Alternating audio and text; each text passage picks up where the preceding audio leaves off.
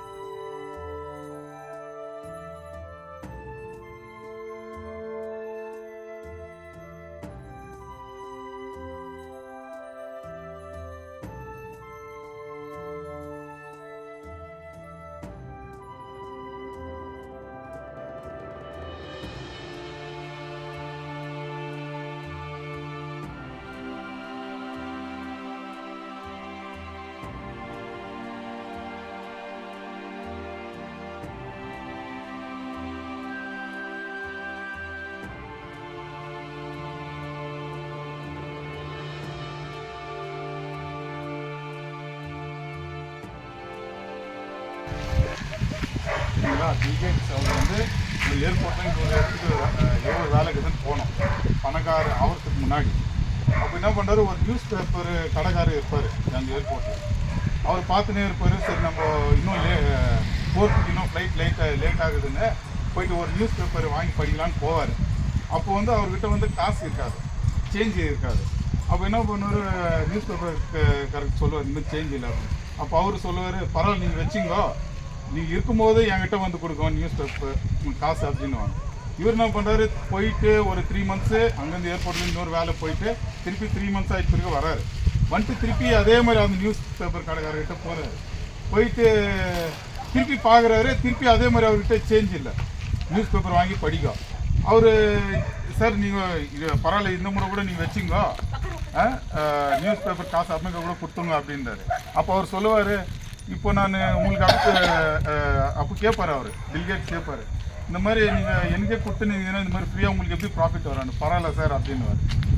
அப்புறமேட்டுக்கு பில்கேட்ஸ் ஒரு 15 இயர்ஸ்க்கு அப்புறம் இவர் பணக்கார ஆகிடுறாரு.